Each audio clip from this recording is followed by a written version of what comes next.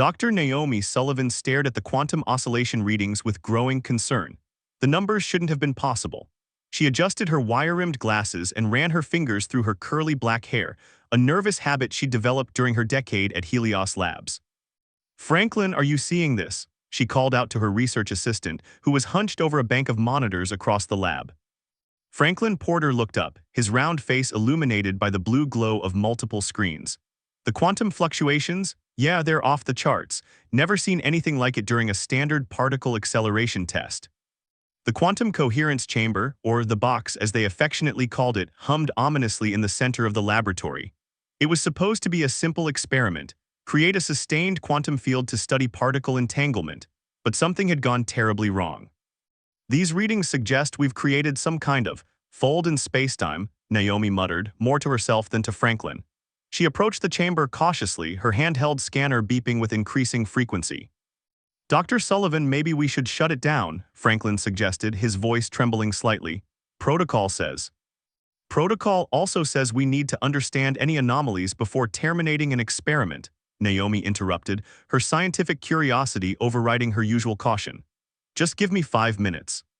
The chamber's metallic surface had taken on an odd shimming quality, like heat waves rising from hot asphalt. Naomi's scanner was now emitting a constant high-pitched whine. Dr. Wesley Hammond, the head of Helios Labs, chose that moment to walk in. His imposing figure filled the doorway as he took in the scene before him. "Sullivan, what's going on? The energy readings from your lab are setting off alarms throughout the facility." "Dr. Hammond, you need to see this," Naomi said, gesturing to her readings. "We've detected quantum fluctuations that suggest." A loud crack interrupted her explanation. The air around the chamber seemed to ripple, like a stone dropped in a still pond. Naomi felt a tugging sensation in her chest, as if something was trying to pull her forward. "Everyone out," Hammond shouted, but it was too late. The ripples in the air coalesced into a swirling vortex of purple and silver light. Papers flew off desks, and equipment rattled on shelves. Franklin screamed as his tablet was yanked from his hands, disappearing into the vortex. Naomi grabbed onto a bolted-down desk, her lab coat whipping around her. Through the chaos, she saw something impossible. Through the vortex, she glimpsed what looked like another laboratory, but wrong somehow. The colors were slightly off, the equipment arranged differently, and she saw a figure that looked almost like herself, but with straight blonde hair instead of dark curls. "Dr. Hammond," she shouted over the roar of the vortex, "I think we've created a bridge between parallel universes." Hammond had managed to grab onto the doorframe. "Shut it down, Sullivan, now." Naomi tried to reach the emergency shutdown panel, but the pull was too strong. She watched in horror as Franklin lost his grip on his chair and was sucked toward the vortex. Without thinking, Naomi let go of the desk and launched herself at Franklin, catching his lab coat. Her other hand found a power cable hanging from a nearby equipment rack. The cable cut into her palm as she held on, Franklin's weight threatening to tear her arm from its socket. "Hold on," she yelled, though she wasn't sure if Franklin could hear her over the deafening roar. Through the vortex, she saw the other version of herself making similar desperate moves in what appeared to be a mirror image of their crisis. Dr. Hammond had managed to fight his way to the main power breaker. With a tremendous effort, he threw the switch. The laboratory plunged into darkness. The pulling sensation stopped so suddenly that Naomi and Franklin collapsed to the floor. Emergency lights kicked in, bathing everything in a red glow. "Everyone all right?" Hammond called out, his voice shaky despite his attempt to sound authoritative. "We're okay," Naomi responded, helping Franklin to his feet. The young assistant was pale and trembling but nodded his confirmation. As the backup generators hummed to life and the main lights flickered back on, Naomi approached the now-silent quantum coherence chamber. The metallic surface had returned to normal, but when she held up her scanner, it detected residual energy patterns unlike anything she'd ever seen. "Dr. Sullivan," Hammond's voice was stern, "I want a full report on my desk in 1 hour. And this stays between us until we understand exactly what happened here." Naomi nodded, but her mind was already racing with the implications. They had created a window into another universe or perhaps many universes. The possibilities for research were staggering, but so were the potential dangers. As she began collecting data from the various monitors, she noticed something odd. The number of items in the lab didn't match her mental inventory. Some equipment was missing, presumably lost to the vortex. But there were also things present that she didn't recognize, including a notebook on her desk with handwriting that looked like hers but wasn't. "Franklin," she called out, "start documenting everything that's different." I have a feeling we've done more than just peek into another universe. We've exchanged pieces of reality with it. As they worked, Naomi couldn't shake the image of her other self in that parallel lab. What was that version of her thinking right now? Were they dealing with the same aftermath? And most importantly, what else had slipped through between their worlds during those chaotic moments? The answers would come soon enough, and they would change everything Naomi thought she knew about the nature of reality itself. 3 days after the quantum incident, Naomi found herself working late again at Helios Labs. The facility was nearly empty, just how she preferred it lately. Every strange noise made her jump, expecting another portal to tear open the fabric of reality. The notebook she'd acquired during the incident lay open before her, its pages filled with equations that were simultaneously familiar and foreign.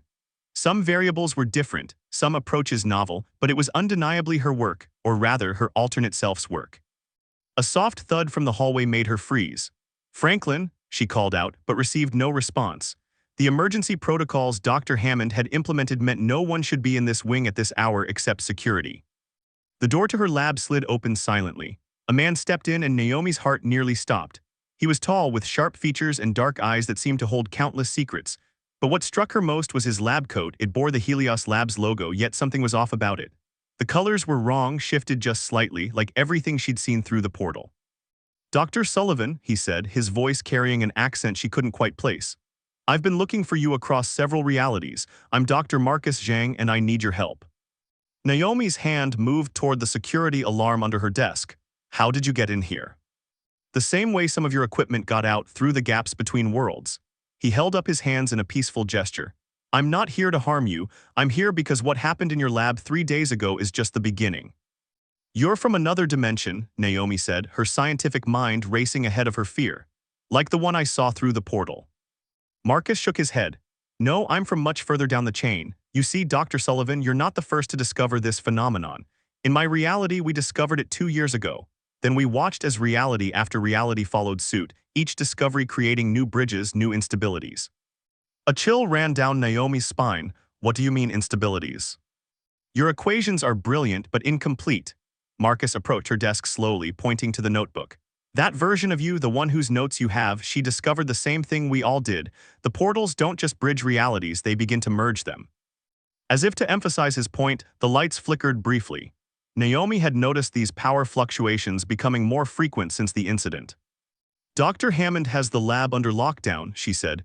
"We haven't run any more experiments." "It doesn't matter," Marcus replied, his expression grim. "The process has already begun. Even now, small exchanges are happening. Haven't you noticed things slightly out of place? Memories that don't quite match reality?" Naomi thought about the strange sense of déjà vu she'd been experiencing, the way some of her colleagues sometimes seemed to briefly act out of character. "How many realities are we talking about?" "In my timeline, we detected over 50 affected dimensions before," he trailed off, looking haunted.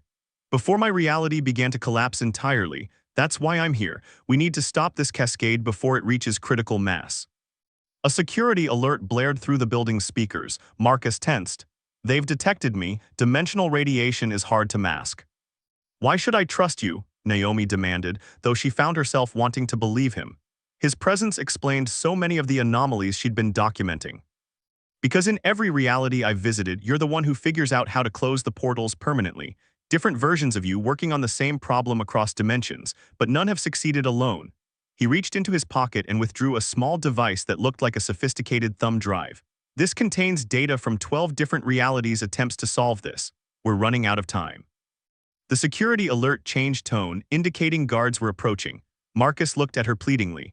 "Dr. Sullivan, Naomi, I know this sounds impossible, but right now, you're experiencing the calm before a dimensional storm. Once the merging accelerates, the laws of physics themselves will begin to break down." Footsteps echoed in the hallway. Naomi made a split-second decision. She grabbed the device and her alternate self's notebook, then pointed to a storage closet. "In there, I'll deal with security." Marcus disappeared into the closet just as Dr. Hammond burst in with 2 armed guards. "Dr. Sullivan, we're detecting massive dimensional energy readings. Have you activated the chamber?" "No," she said truthfully, trying to calm her racing heart. "But I have been monitoring some unusual readings. Let me show you." She led them to her monitoring station, purposefully away from the closet.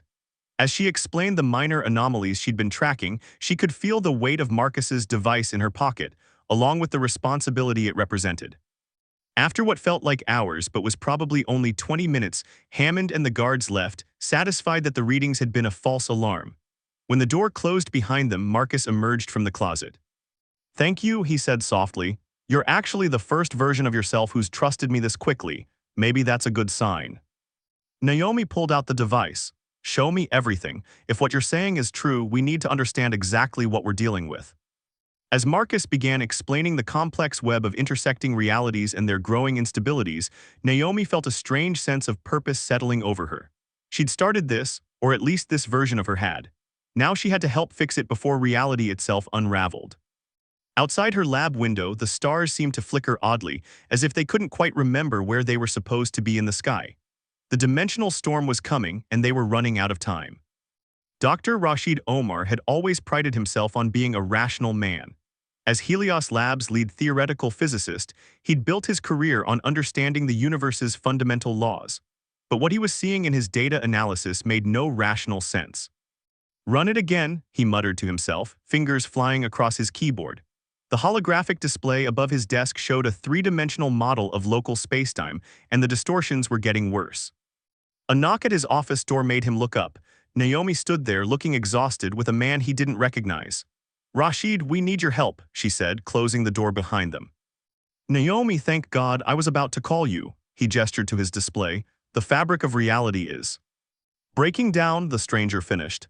"I'm Dr. Marcus Zhang, and those distortions you're seeing, they're just the beginning." Rashid studied the man carefully. There was something odd about him, like looking at a photograph that had been slightly overexposed. "You're not from this dimension," he said, surprising himself with how calmly he accepted this fact. "No," Marcus confirmed. "And I'm here because what Dr. Sullivan started with the quantum coherence chamber is spreading faster than any of us anticipated." Naomi stepped forward, placing a strange device on Rashid's desk. "Show him," she said to Marcus.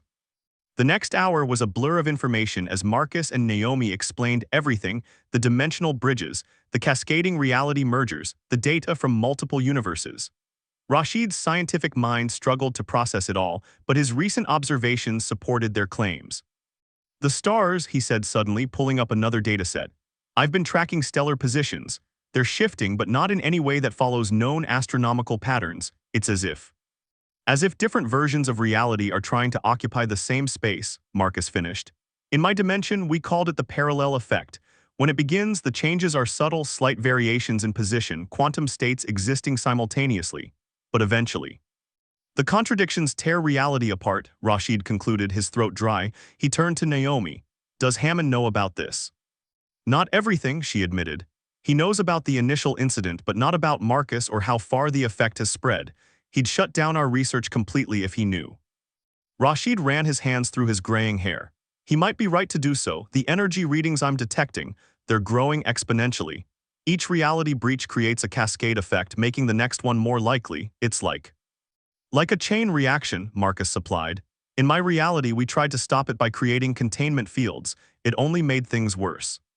A notification popped up on Rashid's screen, another anomaly detected in the particle physics lab. These alerts had become more frequent over the past few days, but now he understood why. "Franklin's been helping me monitor the anomalies," Naomi said. "But we need your expertise, Rashid.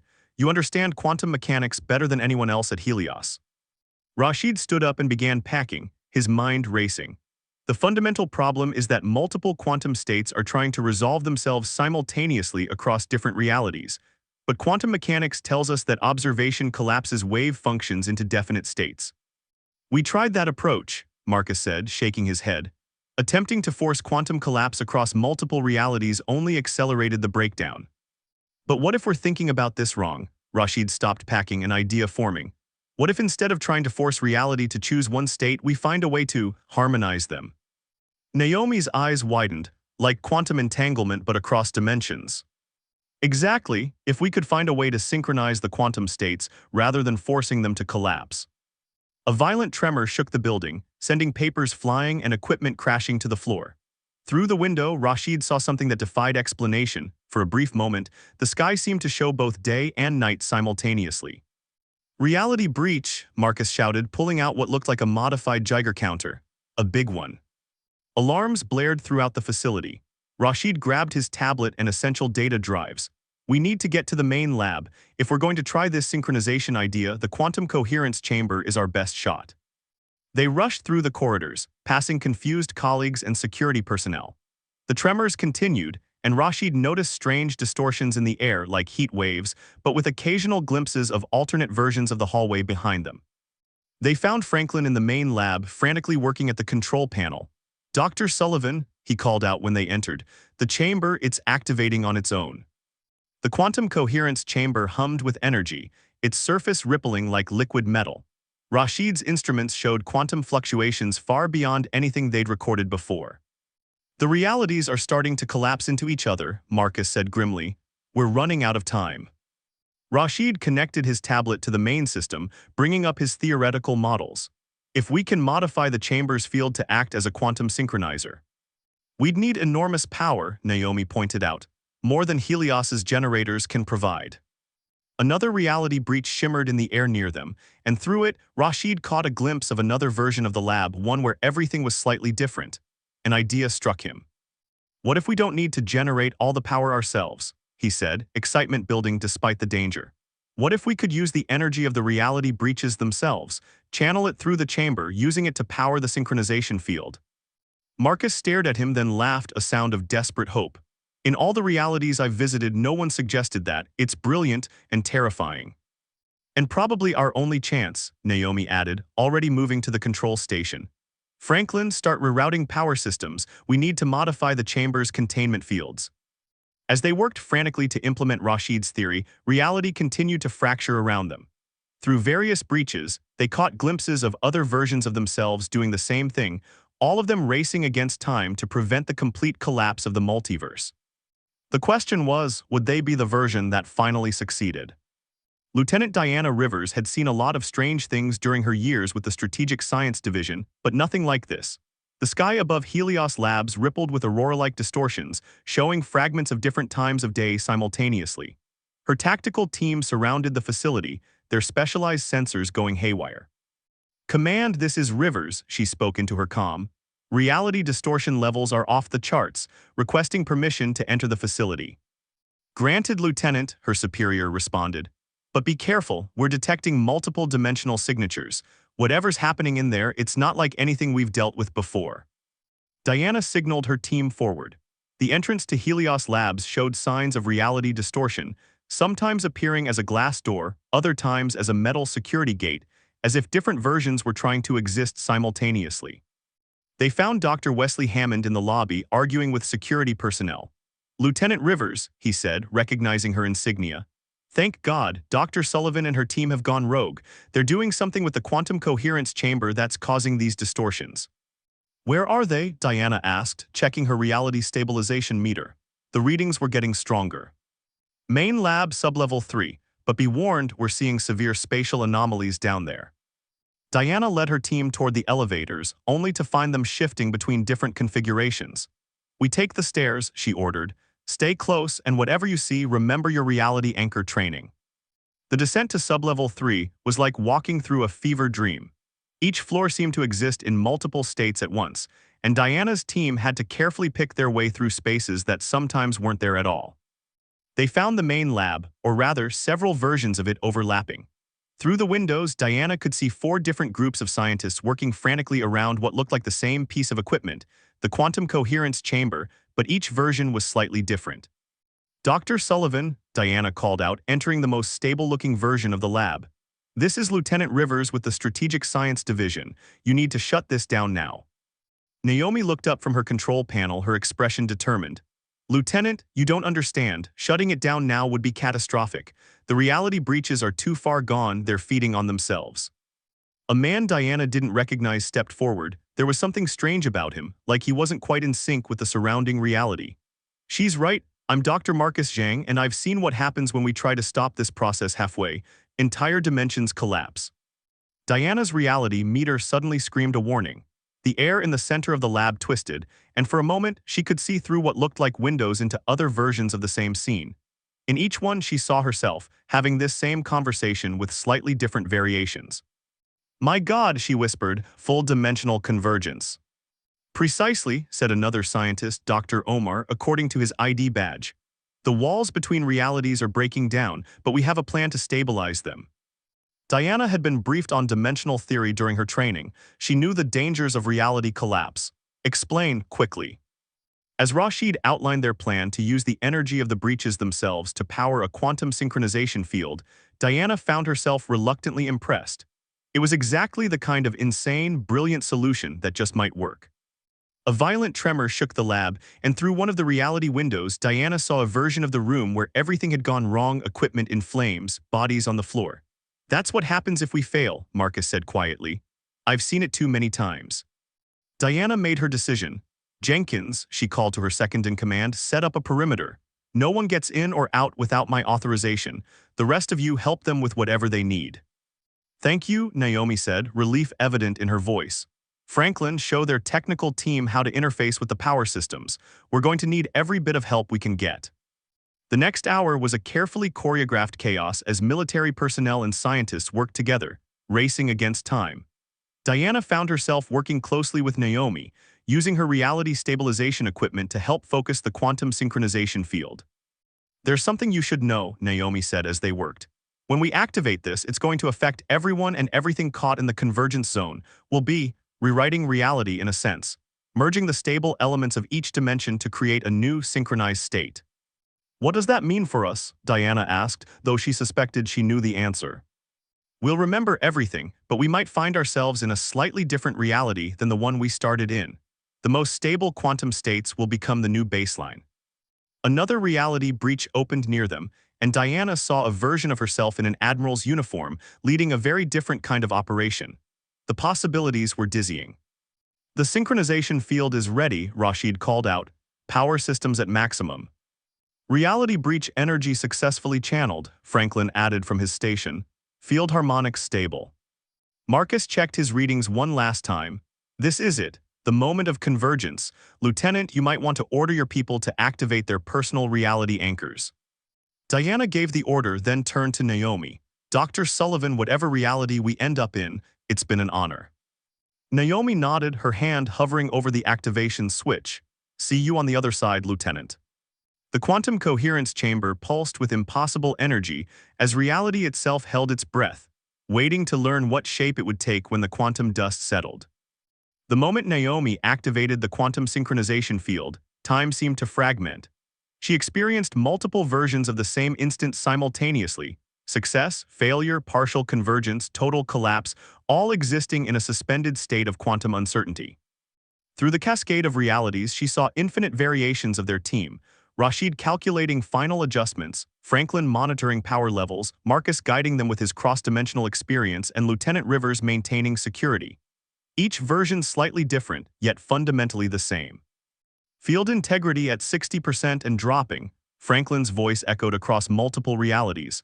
The power drain is exceeding our calculations. It's fighting back, Marcus shouted, his form flickering between different versions of himself. Reality doesn't want to be rewritten. Rashid's hands flew over his control panel. The quantum harmonics are destabilizing. We need more power to maintain synchronization. Lieutenant Rivers stepped forward, her reality anchor glowing at maximum capacity. What about the military backup generators? We could route them through my team's stabilization equipment. No, Naomi said suddenly, understanding hitting her like a thunderbolt. We're thinking about this wrong. Rashid, remember what you said about not forcing reality to choose. Recognition dawned in Rashid's eyes. Of course, we're still trying to force synchronization when we should be letting reality synchronize itself, they finished together. Naomi turned to Marcus. In all the realities you've visited, we always tried to force a solution, didn't we, to control the outcome? Marcus nodded, his form becoming more stable as he focused on this version of himself. Every time, we were so afraid of chaos that we never considered letting quantum mechanics do what it does naturally, Rashid continued. Wave function collapse occurs naturally through observation. We just need to guide it, Naomi finished. Franklin, reconfigure the chamber to act as a quantum observer rather than a synchronizer. Lieutenant, have your team adjust their reality anchors to passive monitoring mode. As they worked to implement the new approach, reality continued to fluctuate around them. Through various breaches, Naomi caught glimpses of other versions of their team making the same realization, all converging on this solution simultaneously. Ready on my mark, Naomi called out, her hand over the modified controls. Franklin. Power systems reconfigured, ready. Rashid. Quantum observation protocols in place, ready. Lieutenant Rivers. Reality anchors adjusted, team in position, ready. Marcus. He smiled, looking more solid than he had since arriving in their reality. After all these attempts, all these realities, I think we're finally ready. Naomi took a deep breath, initiating quantum observation protocol in 3, 2, 1. She activated the modified system. For a moment, nothing seemed to happen. Then slowly, reality began to settle. It was like watching a photograph come into focus or watching waves smooth out on a pond. It's working, Rashid whispered, checking his readings. The quantum states are naturally collapsing into their most stable configuration. Through the remaining reality breaches, Naomi saw other versions of their team celebrating the same success. One by one, the breaches began to close, not with the violent energy they'd feared, but with the gentle inevitability of water finding its level. Dimensional energy readings dropping, Franklin reported. Reality convergence at 85%, 90%, 95%. Lieutenant Rivers checked her equipment. Reality anchors showing consistent readings across all sectors. Whatever reality we're settling into, it's stable. As the final reality breaches sealed themselves, Naomi felt a strange sensation, memories settling into place, multiple versions of events merging into a coherent timeline. She looked around at her team, seeing the same process reflected in their expressions. Did it work? Franklin asked, looking both exactly as she remembered and somehow slightly different. Yes, Marcus said, examining his hands with wonder. For the first time since I began my journey across dimensions, I feel solid, real. We all are, Rashid said, checking his final readings. The quantum states have stabilized. We're in a new baseline reality, one that incorporates the most stable elements from all the converging timelines. Lieutenant Rivers holstered her reality anchor. My team is reporting similar stabilization across the facility. Dr. Hammond is going to want answers. He'll get them, Naomi assured her. Though I'm not sure anyone is ready to hear that we just helped reality rewrite itself into a more stable configuration. Speaking of which, Franklin said, looking around, does anyone else remember things differently? They all nodded. Naomi realized she now had memories of both her original timeline and subtle variations from other realities, all feeling equally real, equally valid. That's normal, Marcus explained. We were at the center of the convergence. We'll remember multiple versions of events, but they'll settle into a coherent narrative over time. For everyone else, reality will simply feel right, as if it had always been this way. Naomi looked at the quantum coherence chamber, the device that had started it all with an unexpected breach between realities. It looked exactly as she remembered, yet somehow different, improved by the accumulated knowledge of multiple dimensions. So what now? Lieutenant Rivers asked. Now, Naomi said, we document everything. There's still so much we don't understand about quantum reality and dimensional physics. But this time we'll be more careful, no more accidents. No more oops moments, Franklin suggested with a small smile. They all laughed, the sound carrying a hint of hysteria and relief. They had looked into the face of reality itself and not only survived, but helped it become more stable. As they began the long process of documenting their experience and securing their equipment, Naomi caught Marcus looking at her thoughtfully. What is it? She asked. In all the realities I visited trying to prevent collapse, I never imagined the solution would be so elegant. Sometimes the best way to fix something isn't to force it, but to understand it and let it fix itself. Naomi nodded, looking around at her team, at the friends who had helped save not just their reality, but all realities.